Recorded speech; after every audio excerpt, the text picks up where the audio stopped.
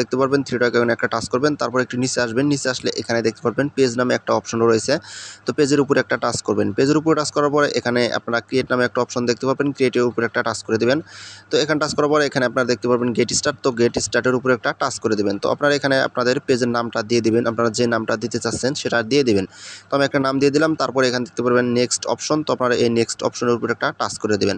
তো এখানে টাচ করে দেওয়ার পরে এখান থেকে আপনারা পেজ অনুযায়ী একটা ক্যাটাগরি দিয়ে দিবেন। তো আমি এখানে একটা ক্যাটাগরি দিয়ে দেবো ডিজিটাল ক্রিয়েটর। তো এখানে দিয়ে দেওয়ার পরে এখানে আপনারা দেখতে পাবেন ক্রিয়েট নামে একটা অপশন। তো ক্রিয়েট একটা টাচ করব।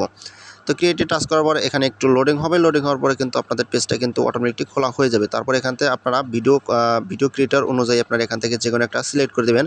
তো আমি এখানে দেখানোর জন্য যে কোনো একটা সিলেক্ট করলাম, তারপরে কন্টিনিউ অপশন টাচ করব। তারপরে এখান থেকে আপনারা এগুলা ফিল আপ পূরণ করতে পারেন। তা আমি পূরণ করব না, তারপরে নেক্সট করে দেবো। নেক্সট করে দিয়ে হয়ে গেলে কিন্তু আমার ফেসবুক পেজটা কিন্তু খোলা হয়ে যাবে। আবার কিন্তু নেক্সট করলে আমার ফেসবুক পেজটা কিন্তু আমি অফিসিয়ালি ঢুকে যাব।